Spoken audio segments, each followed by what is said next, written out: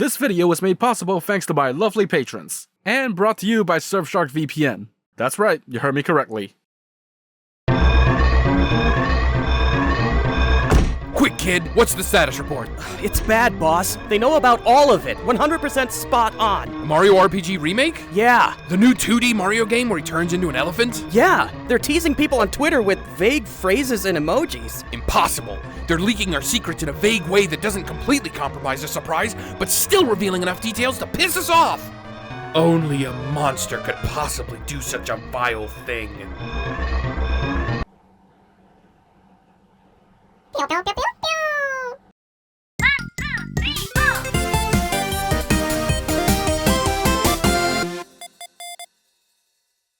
If you've seen this bird anywhere in the past 12 months, chances are it's from classified government information.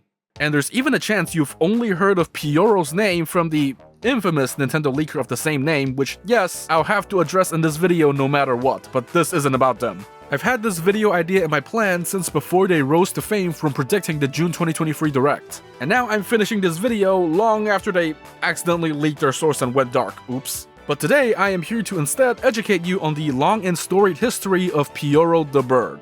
Pyoro comes from the beloved WarioWare series, but even then his true origins are kind of a mystery.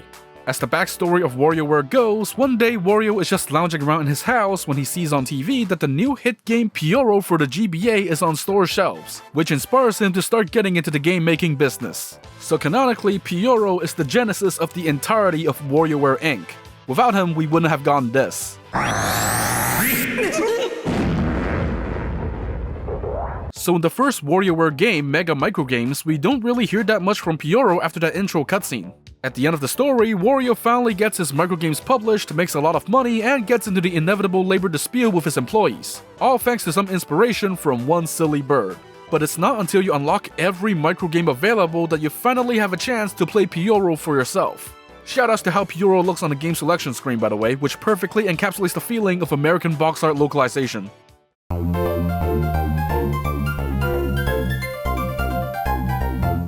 Pyoro is a super simple minigame. You move Pyoro left and right on the screen and you have to eat the beans that fall from the sky by using your tongue. Pyoro can only stick his tongue out diagonally, but by holding down the button, it can extend all the way to near the top of the screen. The beans give different amounts of points depending on how close to the ground they are when you eat them, so eating them as early as possible with good diagonal aim is pretty crucial for a high score.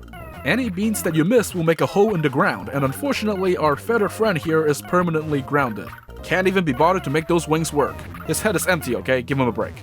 To repair holes in the ground, eating a pink and white bean that appears on occasion will make an angel restore one floor tile. And eating a flashing bean that spawns at certain scores will repair up to 10 tiles at once and clear all the beans on screen. If you get hit by a bean though, that's obviously game over. And if you survive for long enough, the entire game starts speeding up, just like a WarioWare microgame. So yeah, Pyoro has all the makings of a simple arcade-style high-score chasing minigame. The tongue aiming definitely has a bit of a learning curve, but once you have it figured out, it does become a pretty fun challenge. Even though I'm personally not super good at the game myself, which if you are, you get to see a whole lot of changes in the scenery when you reach certain scores in-game. For every 1,000 points, the scenery gets darker with more buildings being added to the background. At 20,000 points, this happens.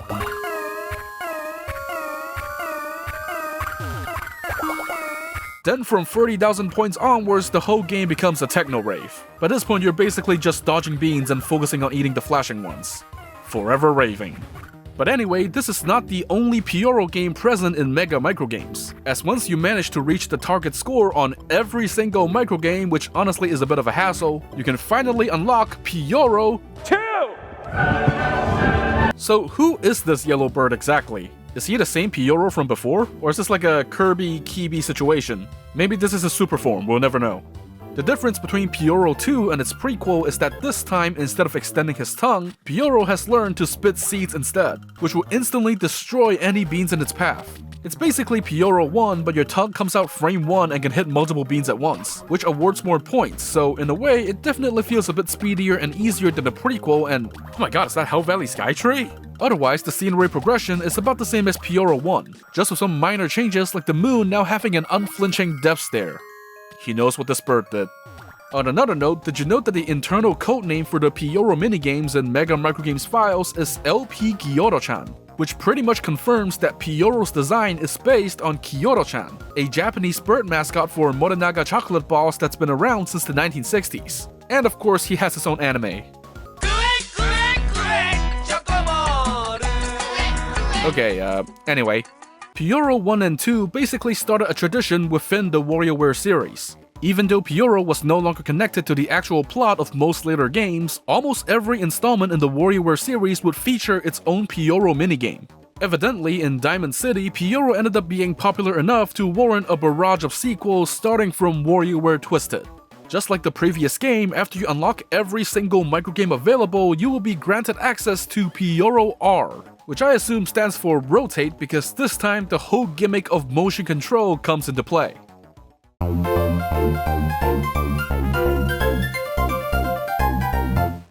As Pyoro, you have to protect 4 flowers on a tiny planet from being attacked by flies and other creatures. You aim Pyoro by tilting the GBA and press A to attack, and this time his entire beak just snaps all the way out. He can just do this now, apparently. You get more points if you manage to hit multiple flies at the same time, and of course they come in all sorts of different formations as you go. There's also these big boys that require you to tilt the GBA back and forth to properly destroy. How this works anatomically, I have no idea. And of course, if all 4 flowers get destroyed, it's game over. Pyoro R is basically the blueprint for the second type of Pyoro minigame that we'll be seeing more of later on, specifically the Defend the Flowers game. It's interesting to see that as a reoccurring theme. Maybe Pyoro is the environmentalist mascot we all need. Sonic who? I will say that this formula certainly lends itself to more active gameplay than the original Pyoro, which doesn't get super exciting until it speeds up. Sometimes it even has that Galaga-esque shoot-em-up feeling to it. Plus, it's always satisfying to be able to hit multiple flies at once and see the score pile up as you go. Even though I sometimes get tripped up by the game just dropping multiple big flies on you and expecting you to do with all of them by twisting the GBA like you're having a spasm. My analog pocket capture setup that I'm using cannot handle this abuse. Sadly, there's not a lot of cosmetic changes from reaching certain high scores this time around, aside from the background changing colors. But hey, outside of the minigame, Pyoro also makes a small appearance when you use the capsule machine to get unlockables, so that's pretty neat. Oh man, okay, this is a mess. We need to do something to stop our private info from being tracked and leaked again. You see, what you need is a virtual private network. And who are you? You don't know me, I'm the famous Surfshark. You're a blowhigh. With Surfshark VPN, you can encrypt your internet connection and hide your IP address, even when you're on public Wi-Fi, so hackers or even your ISP can't see what you're doing online. Oh yeah, I guess there was that one time I was on free McDonald's Wi-Fi and sent a message to my coworker about that F-Zero Battle Royale we were working on. You what? That's not all we can do. You can mask your IP and pretend you're in another country so you can access region-blocked websites or exclusive content on your favorite streaming services. Dude, can I finally watch that show that everyone says is on Netflix but turns out is exclusive to Australia? I think we're getting off topic. Yup, Surfshark has more than 3,200 servers in over 100 countries so you can pick and choose any country you want. It works on all sorts of platforms so you can use it on all of your devices with just one account. Oh, like the Switch as well? No. Oh. But if you want to start browsing the web with added security and freedom, use the link in the description and the promo code Akfamilyhome for an extra 4 months free. And if you're not satisfied, there's a 30-day money-back guarantee. That's a pretty good deal. Hey kid, what do you think? Yeah, probably useful for the next time I send important messages over McDonald's Wi-Fi. I'm sure this random shark appearing in our headquarters is trustworthy. Hey guys, I'm back from McDonald's. Man, their public Wi-Fi sure was slow. Now, let's get back to talking about that Mario vs. Donkey Kong remake I messaged you about. You're both fired. Moving on to 2004, we have WarioWare Touched, one of the DS's launch titles in Europe and Japan. I really enjoyed this installment and think it's a little underrated compared to everyone else praising Twisted, but anyway. As per usual, once you unlock every microgame, you will unlock the Pyoro T souvenir minigame. You can even drag the icon to the main menu screen so you can pretend Pyoro is part of the WarioWare squad. Don't worry, you'll get your chance in 17 more years.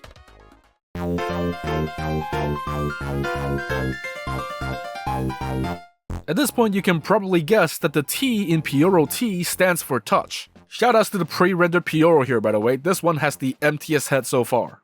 Since we're on the DS, of course the game is controlled completely using the touchscreen. And we have another flower protecting minigame this time around. Or rather, flower defense. I'm very clever. Just like Pyoro R, you have to eat flies and prevent them from reaching the flowers. But instead of Pyoro stretching his beak out, this time you use the touchscreen to pull back his tail, then snap it back to launch his tongue out. This poor bird is capable of extending his tongue normally, but here we are having to abuse him for the advantage of speed. Unless he enjoys this, who am I to judge? Once again, the flies come in all sorts of formations, and for the big flies you have to draw multiple circles to fully eat them. Every single frame of that animation was incredible to witness. In fact, here's the entire sprite sheet for Pyoro in this one. You're welcome. There's also enemies that are just not flies. I have no idea what these are. They can spin around Pyoro in groups, there's bombs that can stun him, and all that good stuff. And multiple of these enemies can come at you from all directions pretty quickly. So you have to make snap decisions on which ones to deal with first, and of course be able to aim at them properly. Thankfully, this game is more generous than the previous entries in giving you restoration pickups. It seems they come on screen at a regular pace and are easy to aim for. It would have been neat if this was a bit more distinct from Pyoro R, but considering WarioWare Twisted and Touched were developed around the same time, I think that checks out. It's less of a let me copy your homework situation and more so just collaborating on homework together. By the way, if you go into the settings, the yellow Pyoro from Pyoro 2 shows up when you change your dominant hand. But when you go to erase your data, a mysterious green Pyoro shows up instead. And as far as I know, this is the only time a green Pyoro ever shows up in a WarioWare game ever. I would like some answers. But hey, before we move on to WarioWare Smooth Moves on the Wii, the first proper home console WarioWare game, I realized I haven't mentioned Mega Party games for the GameCube yet. And that's because Pyoro just doesn't make an appearance in it at all.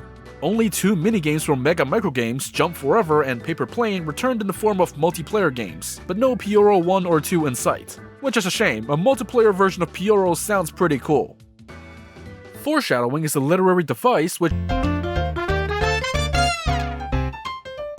So Smooth Moves brings a pretty radical overhaul to the Pyoro formula with Pyoro S. Once again unlocked by, say it with me now, unlocking every micro game.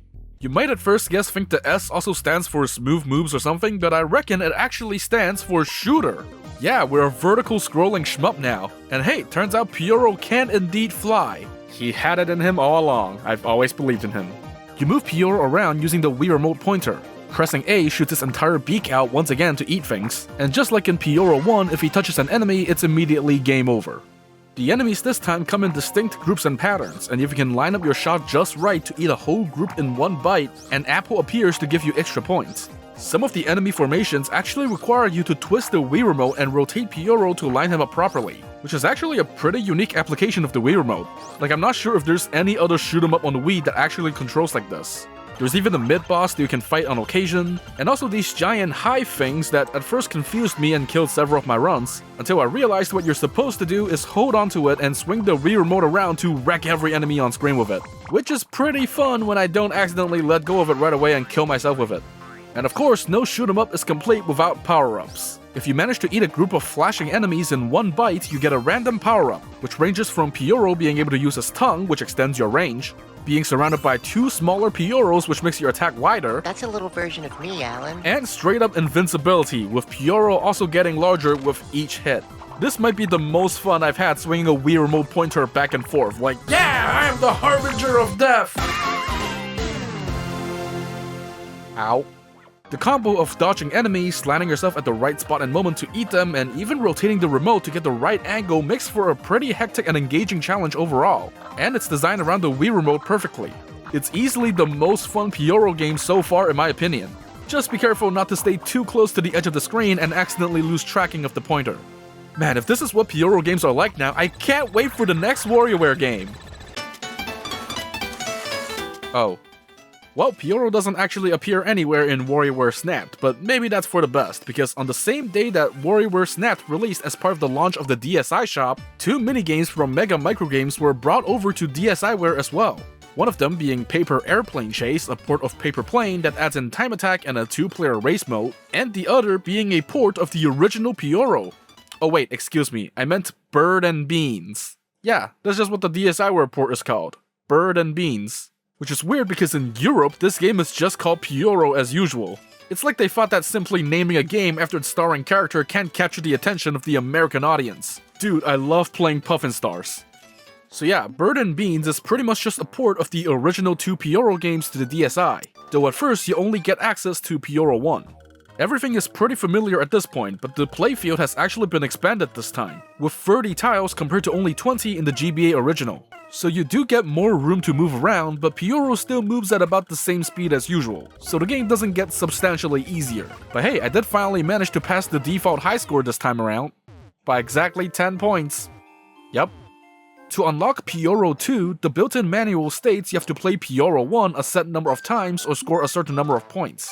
The general consensus out there is that one of the unlock methods is to beat the high score of 10,000 points. But as for playing Pyoro 1 a set number of times, there's not really a concrete number. Some people say you have to play it 10 times, but you also can't just deliberately lose 10 times in a row. So I'm more convinced that you still have to reach a certain cumulative score to unlock Pyoro 2. Oh wait, I'm sorry, I meant Bird and Beans 2. You will never erase his name from history, look at the bottom screen. But yeah, Pyoro 2 is still great. Love Pyoro 2. I might as well mention that on the official Japanese website for Bird and Beans, there's this artwork featuring a professor that is never seen in the actual game. I desperately want to know where this guy and Green Pyoro fit into the official lore, so if Ko Takeuchi is watching this, please, I want answers. Bird and Beans is overall a pretty solid port of Pyoro, and I'm sure it introduced them to a new audience for the first time. Heck, almost 10 years later, they brought it back for the 2017 Nintendo World Championships completely out of left field, which was incredibly fun to see. Sadly, this was also the last time we saw Pyoro in the spotlight for a while, as he once again did not make an appearance in the next WarioWare game, WarioWare D.I.Y. At least not in the base game, as the game did receive free downloadable microgames from the Ninsoft store, and one of them is a Bird and Beans microgame made by the bird himself. It is as simple as you'd expect it to be, you just tap the screen to extend Pyoro's tongue and eat one of the beans to win. Though I do appreciate that they left in the detail where you score more points the higher you grab the beans from. And just like every other microgame in DIY, you can open it up in the editor and examine all the graphics, sound, and coding to see how it works from the inside, which is super cool. WarioWare D.I.Y is still one of the easiest to learn game making tools, arguably even more so than Game Builder Garage. Look, if 12-year-old me can do it, anyone can. But seeing how elaborate these official microgames can get is really a testament to the creative potential of DIY. Man, I really should dedicate a proper video to it one of these days. Also, please make a sequel, you guys. Speaking of doing it yourself though, let's take a small detour and talk about some fan efforts to port the original Pyoro minigame to a whole bunch of other platforms. Because yeah, that's actually been a thing. It's obviously not as ubiquitous as Doom being playable on every device ever, but hey, if a Pyoro port for the TI-84 calculator already exists, I'm sure it has the potential to rival the likes of Doom, Bad Apple, and Super Mario 64. Make it happen, guys. I'm just going to show off 2 of these fan ports today, one of which being Pyoro 64 for the, you guessed it, Nintendo 64, courtesy of Boo342. Pyoro 64 is basically a port of Bird and Beans to the N64, keeping both the graphics and music intact. The only gameplay differences I noticed are that the bean seems to start off falling faster than normal, and the playfield is actually 29 tiles wide instead of 30, but otherwise it's an incredibly faithful port. And it's still wild to see what is basically a GBA game running on hardware from 1996 while keeping the same presentation. Similar to Bird and Beans on the DSi, getting 10,000 points in Pyoro 1 unlocks Pyoro 2, which still is as frantic as ever, though I did manage to get farther than I did on Bird and Beans. The one super neat addition to Pyoro 64, however, is a simultaneous 2-player mode. This is getting out of hand, now there are 4 of them. You have Green Pyoro from WarioWare Touched, what a deep cut, and even an original Blue Pyoro. Can't wait to see the player color fandom tackle this one. In multiplayer, each player has their own score, and it's pretty much a competition of getting the highest score. Though I do think it also makes for a pretty fun co-op experience too, and in the case of Pyoro 2, I think I might have found the ultimate strat.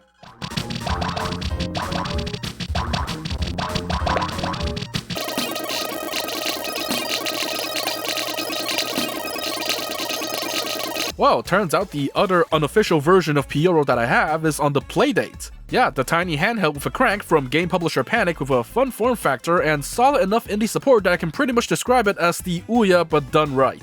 For starters, it comes with 24 free indie games. You can buy games off the store or sideload them if you want. I love that someone ported Game & Watch games to the thing, but anyway, this is not a Playdate review video. I'll save more of my thoughts for my end of year game review as usual. Anyway, the Playdate port of Bird and Beans, brought to us by Mac Fogelsang. Pyoro is definitely the type of game that will feel right at home on a tiny handheld with a reflective 1-bit screen.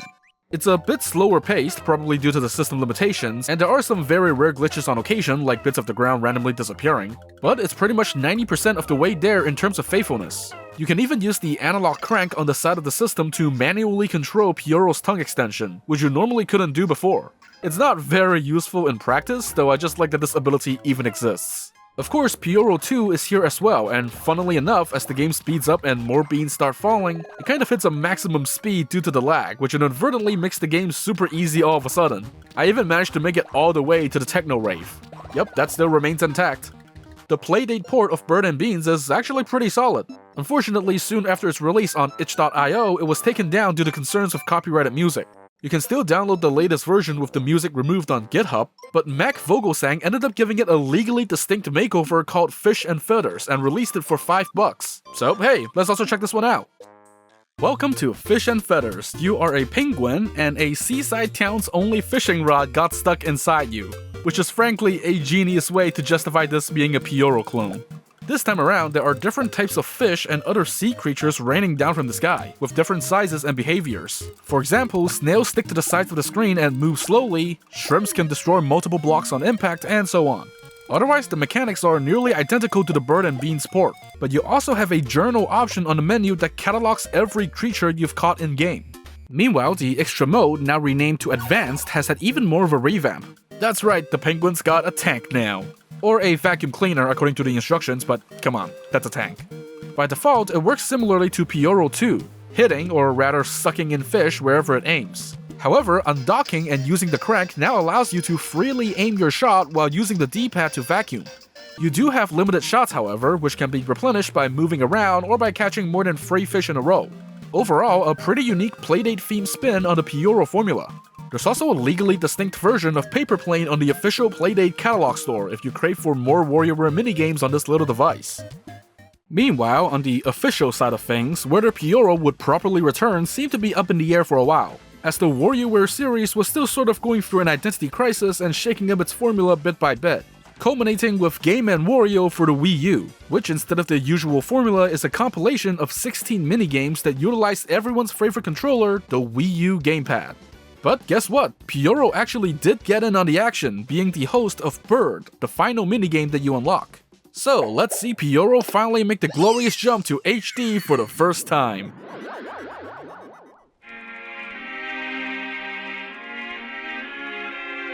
Wait, nope, go back. Bird is interesting. It's sort of a remix or rather reinterpretation of the original Pyoro game. The basics are the same as before, you move around trying to dodge and eat beans. But this time, while the TV displays a calm claymation-style landscape, the gamepad displays the same playfield but in the style of a Game & Watch, which means that Pyoro can only move 1 tile at a time on the 12-tile playfield, the smallest one so far. This definitely ups the challenge a bit, since if you're not careful enough, the floor is going to be disintegrated before you know it. But I guess that makes it period accurate, because if you played Game & Watch games, some of them can be brutal. One of the in-game hints even suggests that as the game speeds up, it's better to focus on the gamepad screen because it's more accurate and less distracting than what happens on the TV. Speaking of which, what is happening on the TV? A city gets built in the background, more and more buildings get added, and then as night falls, Godzilla comes out and tries to destroy the city while fighter jets blare in the background. After 14,000 points, a giant egg appears and then UFOs descend from the sky. At 30,000 points, they start abducting people, then the egg starts cracking, there's spaceships flying across the screen, it becomes a mess. At 80,000 points, something starts peeking through a crack in the egg, then at 100,000 points, this happens.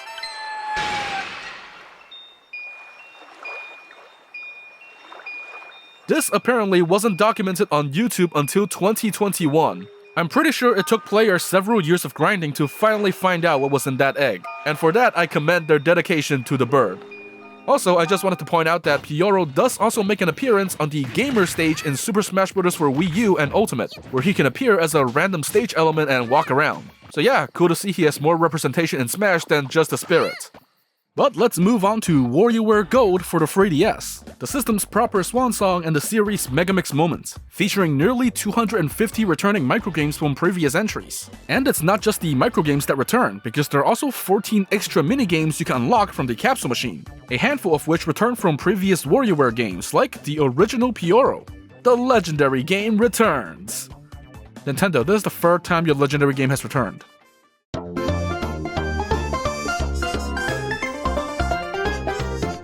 Well, it's Pyoro with a new coat of paint again, but this time much more accurate to the original than Bird in Game & Wario. Even the playfield is back to being 20 tiles long, just like the GBA original. I think at this point I've talked about the original Pyoro enough times already, so there's not really much I can add here aside from the updated visuals. But I guess it would have been cool to see Pyoro 2 get included here as well. Instead, we actually have a new original Pyoro game since Pyoro S on the Wii. That's right, it's Super Pyoro time!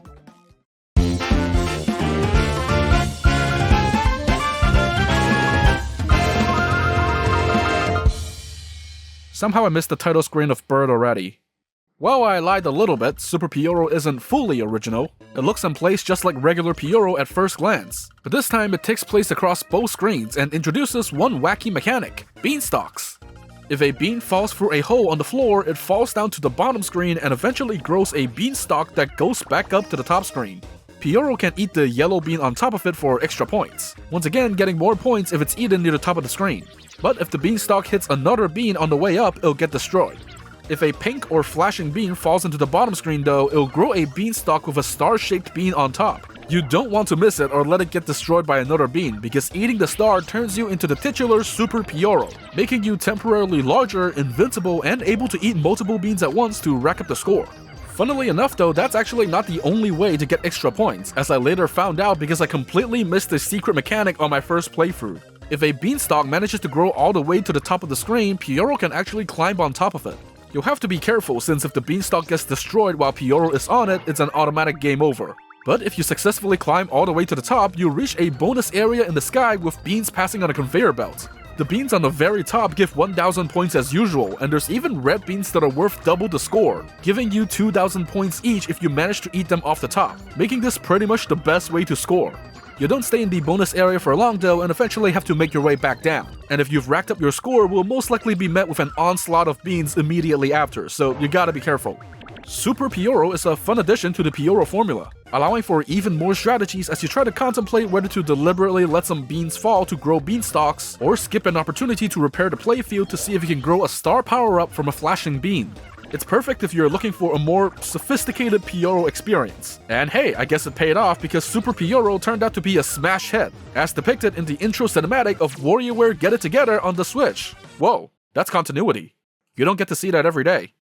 So yeah, Get It Together starts with a callback of sorts to Mega Microgames, with Pyoro launching a new game.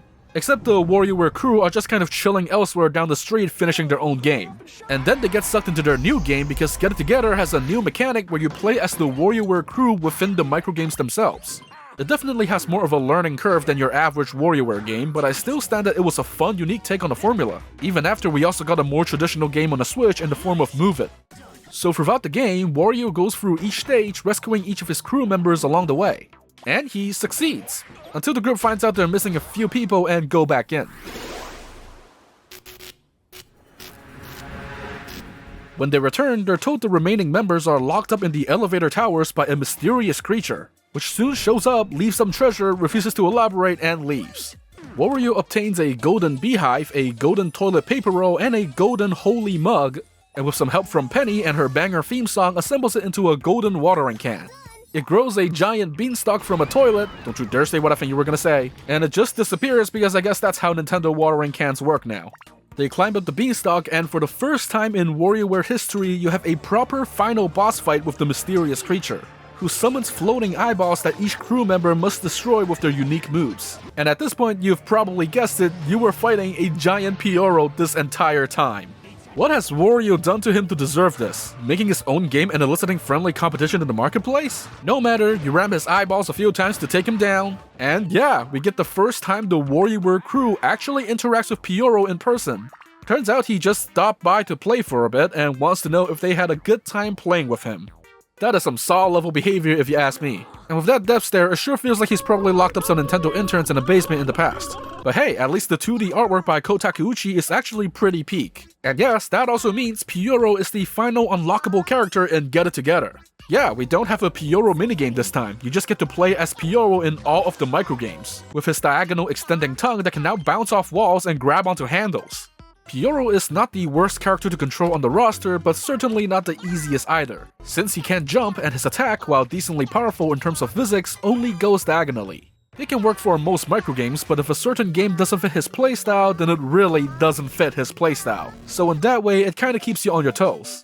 I guess the developers knew this too, because in the Wario Cup challenge mode, they put in not one, but 2 challenges where you control 2 Pyoros at once and just try to survive.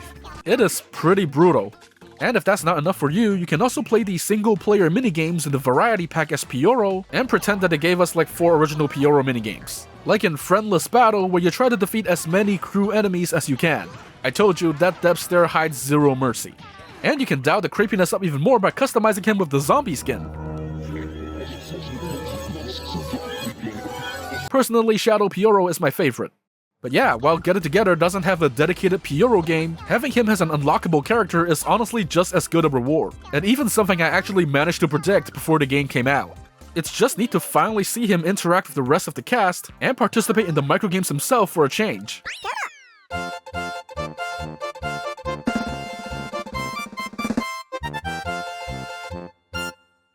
Well, we finally reached the as of now latest game in the WarioWare series, WarioWare Move It. I've already talked about my thoughts on it in my video on every game I beat in 2023, but basically it was almost everything I wanted out of a direct sequel to Smooth Moves on the Wii. And I also enjoyed the return of the various quirks and features from that game, including the new form tempo, the exercising mode, the return of Wario Dance Company, and of course, once you unlock every single microgame, our first properly new Pyoro game in 17 years that isn't just based on the original Pyoro again.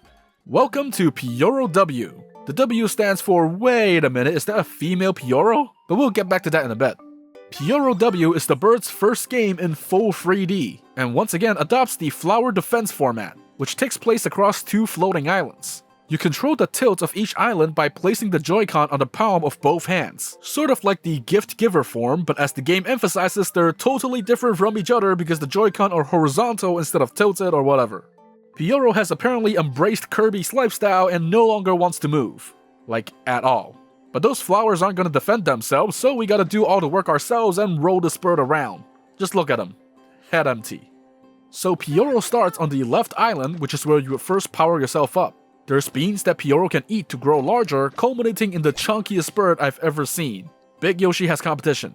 Once you're ready, you can use the spring to bounce onto the right island, where you simply roll over the enemies to defeat them. Of course, it's not always that easy, since we're dealing with a wide assortment of enemies here. From weird-looking birds and bugs to enemies that can shield themselves from the front, and literal bombs. Sadly, not bob-bombs. They generally can't hurt Pyoro, but things like being blown up by bombs or falling off the stage will send him back to the left island and reset his size, leaving the flowers vulnerable. And there's also the various stage hazards that you have to deal with as the game progresses, like tires that bounce Pyoro around, water spouts that shoot him back to the left, literally bomb flowers from Zelda, and ice that can freeze him. Thankfully, golden beans regularly pop up on the left island, which make Pyoro temporarily invincible, useful for dealing with clusters of annoying enemy combos. And by collecting flower petals on the left island, you can also restore the flowers one by one. There may be occasions where you suddenly get caught off guard by an annoying group of enemies, so you have to scramble around restoring flowers, leading to a fun little back and forth. It isn't as actively challenging as something like Pyoro S or Super Pyoro, but rather more of an endurance test. On my first run while recording footage, I managed to survive for 25 minutes and hit 100,000 points. And hey, you can also have a second player help you out, as this is the first official Pyoro game to support 2 players. And yes, that is indeed a female Pyoro. I would have expected them to bring back Yellow Pyoro or something, but hey, this is neat too. 2-player in Pyoro W is more of a co-op affair. Each player controls their own pair of islands for 4 total, but the goal is still to prevent enemies from reaching the flowers at the bottom, with enemies on the top island jumping down to the bottom one. You do get some co-op exclusive stage gimmicks to deal with enemies together, like these cannons that can shoot bombs across the island, and spike floors that you can press a button to activate. But these can also hurt your teammate as well, so you gotta be careful with them. But that's the general gist of Pyoro W, a chill endurance run with fun motion controls.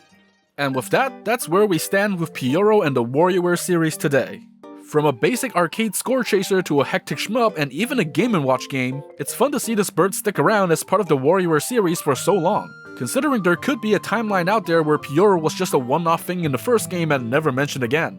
And hey, aside from the whole leaker thing, Pyoro has still come a long way since that first game. He's gotten big enough to be a stage element in Smash Bros. Like, compared to other franchises, that's a pretty big deal. Just Gasper from heaven. Oh. Will Pyoro ever get a full spin-off of his own outside of Bird and Beans? Probably not, but that's hopefully not gonna stop people from porting the original game to even more platforms. And as long as the WarioWare series keeps going on with more wacky ideas, I'm sure this won't be the last we see of Pyoro. And I for one can't wait to see what shenanigans this bird will end up in next. Well, I suppose not until he gets out of his current predicament.